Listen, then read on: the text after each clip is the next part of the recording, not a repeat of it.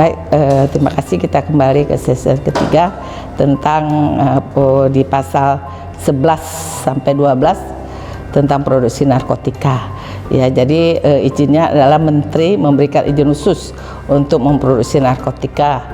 Kemudian Badan POM sebagai pengawas memberikan pengawasan dari bahan baku, proses produksi sampai hasil akhir, termasuk ke pendistribusian ke pasien. Ya, kemudian Menkes melakukan pengendalian terhadap produksi sesuai dengan rencana kegiatan tahunannya. Nah, penyimpanan narkotika. Penyimpanan narkotika ini karena ini adalah khusus, jadi tempatnya di sarana pelayanan juga harus khusus, tidak boleh bercampur dengan obat-obat yang lainnya. Nah, karena inilah spesifik daripada narkotika ini, ya, penyimpanan khusus, kartu stok, laporan bulanannya. Jadi sehingga ini kalau memang laporan, misal 1 tablet bisa diminta misal setengah untuk obat campur. Nah, kalau memang kehilangan separuh sebagian, itu juga harus dilaporkan secara tepat. Jadi tidak boleh, ya. Jadi benar-benar pengawasannya demikian ketat. Pelaporannya wajib 1 bulan sekali, ya, baik sekarang udah melalui bisa dari internet, ya, ke Badan POM, ke Balai POM di provinsi maupun ke Dinas Kesehatan. Ini gunanya ada pelaporan untuk mengontrol. Kita bisa melihat bagaimana penyaluran narkotika, di mana yang terbanyak, di mana ada kejanggalan, di mana ada hal-hal yang bisa mengakibatkan kebocoran-kebocoran. Jadi pelaporan ini wajib dilaporkan, dan kepada instansi yang berwenang tentunya ini akan dievaluasi jika terdapat kebocoran-kebocoran. Di pasal 14 tentang pelanggaran, ya, jadi tentunya ya Badan POM sebagai rekomendasi dari Menteri, yang itu sebagai badan pengawas itu melakukan upaya-upaya pengawasan selain obat makanan, kosmetik dan produk komplement. Ini juga termasuk obat, yaitu nanti hasilnya adalah kalau ditemukan hasil auditnya ada teguran, peringatan atau denda administratif, ya, di pengadilan, ataupun penghentian sementara kegiatan maupun pencabutan izin. Ini beberapa poin yang menjadi rekomendasi daripada Badan POM, ya. Jadi kalau penghentian sementara karena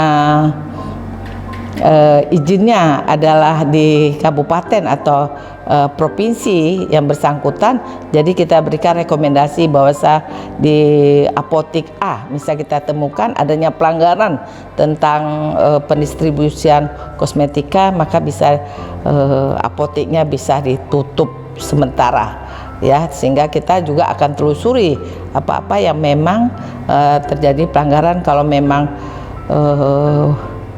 berupa pelanggaran yang berat, tentunya juga kita bisa proses Badan POM ke Projustisia, ada sanksi yang diatur. Nah, impor dan ekspor, Menkes memberikan izin, ya, importasi narkotika kepada perusahaan milik negara.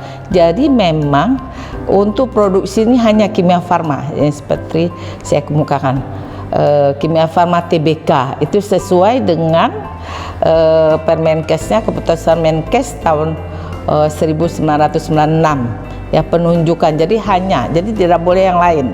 Jadi ini memang satu-satunya yang diberikan wewenang dan tanggung jawab adalah Kimia Farma, ya.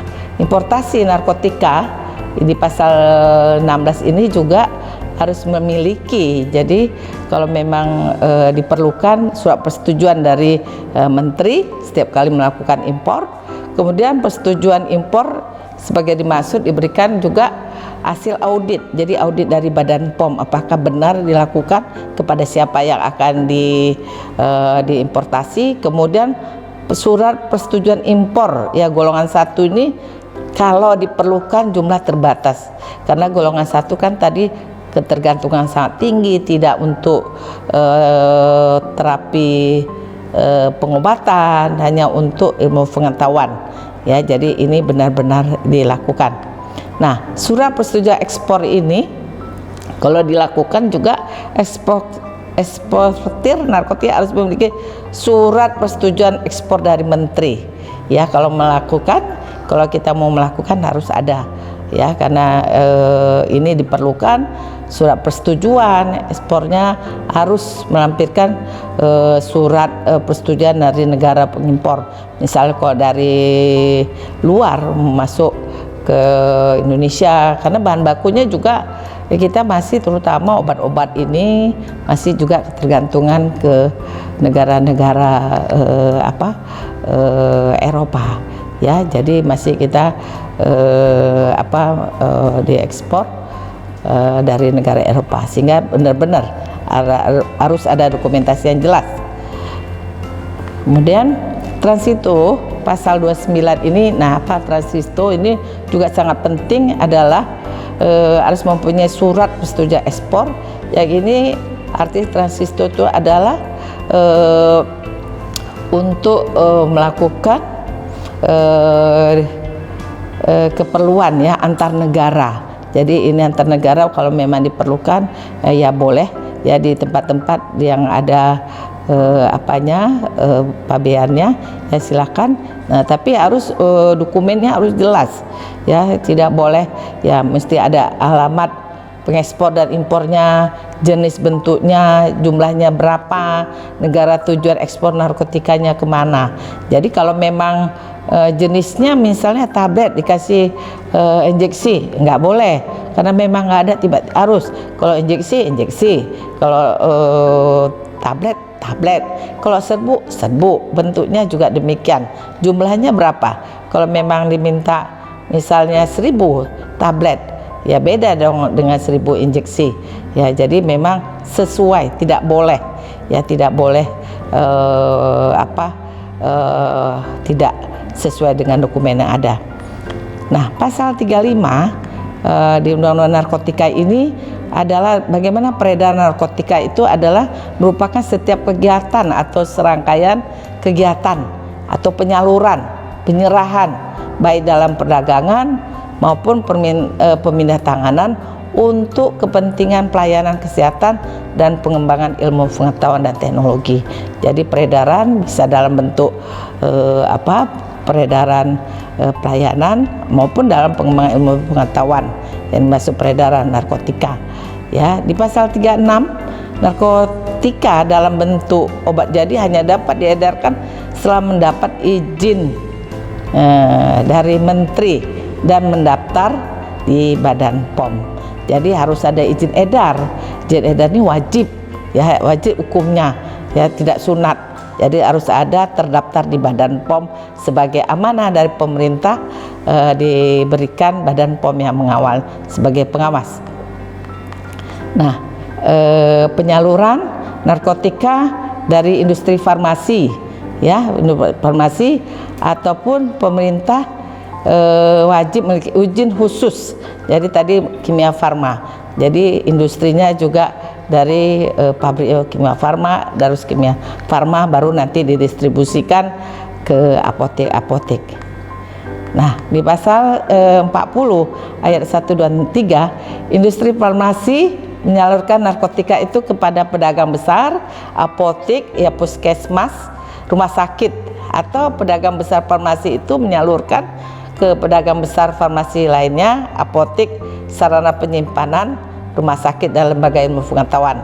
Ini beberapa ini. Kemudian sarana penyimpanan sediaan farmasi menyalurkan ke rumah sakit, ya, puskesmas, balai pengobatan pemerintah tertentu. Nah, ini penyerahan narkotik hanya dapat dilakukan oleh di pasal 43 apotek, rumah sakit, pusat kesehatan masyarakat, balai pengobatan, dan dokter. Apotek hanya dapat menyerahkan narkotik kepada siapa? Rumah sakit, puskesmas, apotek, dokter, balai pengobatan, rumah sakit, dan pasien. Kalau rumah sakit, apotek, pusat kesehatan masyarakat hanya dapat menyerahkan narkotik kepada pasien berdasarkan resep dokter. Penyerahan narkotik oleh dokter hanya dapat dilaksanakan boleh dokter, tapi dalam keadaan darurat dan daerah terpencil, dan ini adalah biasanya dalam bentuk suntikan karena dokter tidak boleh menyimpan obat. Tapi kalau di dalam hal tertentu daerah terpencil tidak ada apoteknya boleh, asal beliau juga harus punya izin. Mungkin demikian. Sedikit lagi saya inikan tentang sanksi. Ya, sanksi ini sangat penting. Ya, narkotika ini sanksi. Jadi pemerintah melakukan bahannya banyak narkotika ini, tapi tolong dibaca mahasiswa, di pasal ada di Google dilihat sanksi. Jadi narkotika ini ada jenis-jenis prekursor narkotika juga ada. Ya, sanksi hukum pidana. Ya, yang pertama yaitu sanksi hukum pidana, dan ini kalau di luar negeri sudah ada pancung, hukuman tembak. Kita di sini juga kalau memang yang sudah kakap-kakapnya juga dilakukan. Yang pertama, menggunakan untuk diri sendiri atau terhadap orang lain, sanksinya 15 tahun minimal 2 tahun dan denda maksimal 5 miliar minimal 25 juta. Menyimpan untuk dimiliki untuk persediaan atau menguasai narkotik golongan 2 juga ancamannya 12 tahun minimal 5 tahun, denda maksimal 3 miliar. Ya, ini memproduksi juga mengolah juga dikenakan dendanya 4 tahun 7 miliar. Mengimpor juga ada 7 miliar 200 juta. Jadi cukup berat ya sanksi-sanksi yang diberikan oleh pemerintah. Ya, mudah-mudahan dengan bukan karena takut dengan sanksi, itu salah satu juga upaya hukum yang dilakukan pemerintah, tapi artinya kita tuh mari semuanya kita mawas diri, jangan menggunakan narkotika walaupun dalam bentuk kecil sekalipun atau diberikan dengan orang-orang yang tidak bertanggung jawab. Ya, demikian mudah-mudahan Undang-Undang Narkotika 35 2009 ini dapat dipahami. Saya sudahi dengan billahi taufiq wal hidayah. Wassalamualaikum warahmatullahi wabarakatuh.